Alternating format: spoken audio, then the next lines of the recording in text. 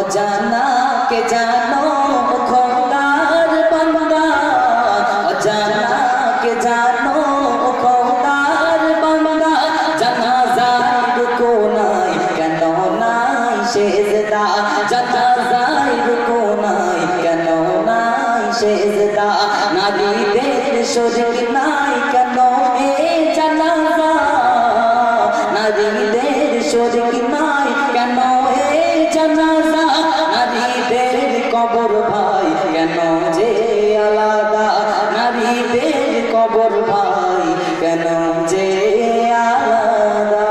তারপর কবি অতি মূল্যবান কথায় প্রথম ছন্দে কি লিখছে, জানাজার নামাজের মধ্যে রুকু সিজদা কেন নেই?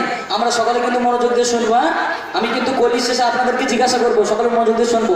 কলির শেষে আমি কিন্তু আপনাদেরকে জিজ্ঞাসা করবো জানাজার নামাজের মধ্যে রুকু সিজদা কেন নেই, সকলকে কিন্তু বলতে হবে। তাহলে মনোযোগ দিয়ে শুনবো তো? হ্যাঁ, বলছে শুনুন। জানাজার মাইয়াত যখন এসে যায়, জানাজা যখনই শুরু হয়ে যায়, মাইয়াতের সামনে সেজদা যদি হয় তাহলে ও সেজদা মাইয়াতকে করা হয়। তবে সেজদা রুকুর নিয়ম যদি হতো, মাইয়াতের সাথে খোদার শিরক হতো, মাইয়াতের সাথে যখন খোদার শিরক করা হয়ে যাবে তখন জানাজার নামাজ পড়ে যে উহুদ পাহাড় পরিমাণ সওয়াব পাওয়া যায়, সওয়াব আর পাবো না, তখন কি গুনাহ হয়ে যাবে। যার কারণে নামাজের মধ্যে রুকু সিজদা নেই, জানাজার নামাজের মধ্যে রুকু সিজদা নেই। তাই বলছে শুনুন, সেজদা রুকুর নিয়ম যদি হতো, মাইয়াতের সাথে খোদার শিরক হতো, জানাজায় বিধান দেয়নি গো ইসলাম, জানাজায় বিধান দেয়নি গো ইসলাম। কেন? সিজদার অধিকার শুধু আল্লাহর রহমান। তাই তো, সিজদার অধিকার শুধু আল্লাহর রহমান। অজানা কে জানো খোদার বান্দা, অজানা কে জানো খোদার বান্দা, জানাজায় রুকু নাই কেন নাই সেজদা, জানাজায় রুকু নাই কেন নাই সেজদা। বুঝতে পারলাম জানাজার নামাজের মধ্যে রুকু সিজদা কেন? সবাই বুঝতে পেরেছি তো কাকুরা? হ্যাঁ, জানাজার নামাজের মধ্যে যদি রুকু সিজদা করা হতো তাহলে ওই রুকু সিজদা আল্লাহকে নয় বরং ওই মাইয়াতকে করা হতো। আর যখন ওই রুকু সিজদা ওই মাইয়াতকে করা হবে তখন আল্লাহর সাথে মাইয়াতকে কি শরীক করা হবে, আর তখন শিরকের গুনাহ হয়ে যাবে। যার কারণে জানাজার নামাজের মধ্যে রুকু সিজদা নেই। তো আমরা বুঝতে পারলাম। তো এইবার আমরা জানবো নারীদের বেলায় কবর বুক পর্যন্ত খোলা হয় আর পুরুষদের বেলায় নাভি পর্যন্ত খোলা হয় কেন, সেই সম্পর্কে কবি ছন্দের মাধ্যমে লিখছে শুনুন। নারীদের কবর ওই পুরুষদের তুলনায় কিছুটা বেশি ওই খনন করা হয়, পুরুষদের নাভি নারীদের ছাতি মাপে কবরের খনন রীতি। নারীদের কেন বেশি খোলে ভাই, জেনে আছে রাখো পর্দার কারণ ওটাই।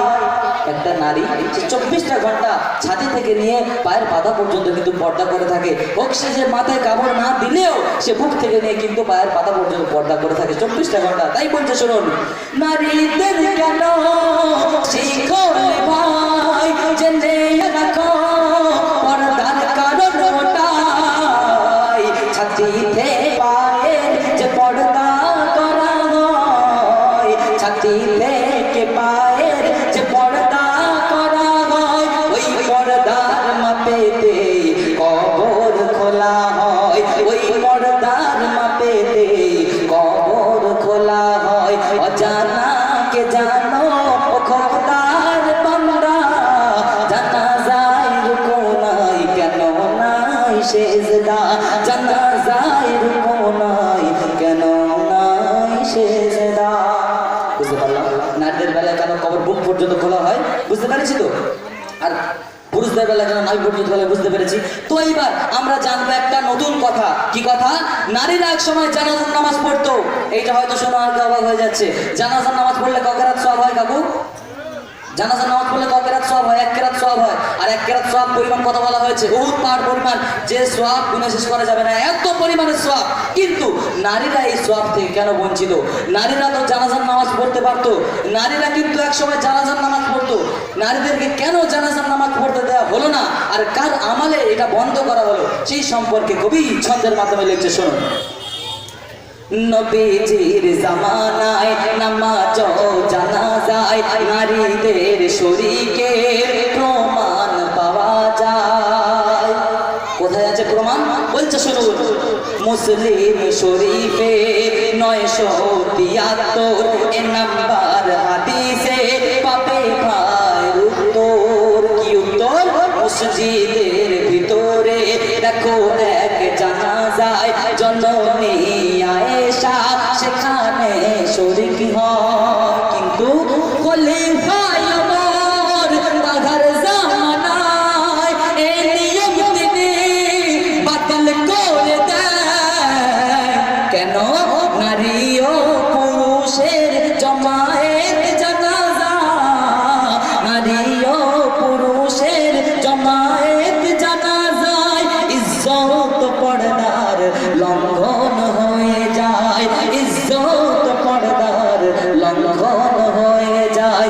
অজানাকে জানো খোদার বান্দা, জানাজায় কোনাই কেন নাই সেজদা, জানাজায় কোনাই কেন নাই সেজদা। বুঝতে পারলাম জানাজার নামাজের মধ্যে নারীরা কেন শরীক হতে পারে না?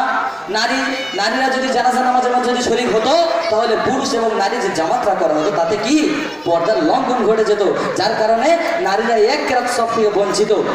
আর কার আমলে বঞ্চিত হলো? খলিফা ওমরের জামানা, তাই তো? তো যাই হোক, হয়তো নারীদের এখন একটা প্রশ্ন আসতে পারে যে আমাদেরকে জানাজার নামাজ পড়তে দেওয়া হয় না, তো ঠিক আছে, আমাদেরকে মাটি দিতে কেন দেওয়া হয় না? আমরা তো মাটি তো দিতে পারি। কি আমরা জানি এটা মাটি দিলেও কিন্তু 1 কেরাত সওয়াব। ছেলেরা জানাজার নামাজ পড়ছে 1 কেরাত সওয়াব পাচ্ছে, মাটি দিতে যাচ্ছে সেও 1 কেরাত সওয়াব পাচ্ছে, 2 কেরাত সওয়াব পাচ্ছে। উহুদ পাহাড় পরিমাণের সওয়াব, এত সওয়াব সে গণে শেষ করা যাবে না, এত সওয়াব পাচ্ছে। কিন্তু নারীরা এইসব সওয়াব থেকে বঞ্চিত। নারীরা হয়তো প্রশ্ন আসতে পারে আমরা জানাজার নামাজ পড়তে পারি না, ঠিক আছে, আমরা মাটি দিতে কেন যেতে পারি না? তো সেইটাও কবি বাদ রাখিনি। শেষ কথায় কি লিখছে শুনুন, জানাজা লাশের পিছনে পিছনে নারীদের যাওয়া নিষেধ, সেখানে গোরস্থান যাওয়া কিংবা মাটি দেওয়া ইসলাম দেয়নি এ বিধান ফতোয়া। কেন? নারীরা যদি গোরস্থানে যেত কান্না চিৎকারে পর্দাহীন হতো। বুঝতে পেরেছি? নারীরা যদি যদি মাটি দিতে যেত, নারীদের মন অনেক নরম হয়, তাই না?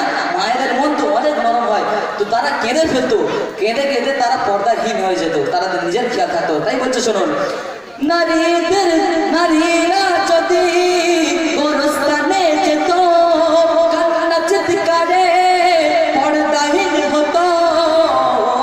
বলে বনিয়ামিন মায়েরা শোনো না, বলে বনিয়ামিন বোনেরা শোনো না, খবরদার বেপরদায় কোনোদিন থেকো না, খবরদার বেপরদায় কোনোদিন থেকো না।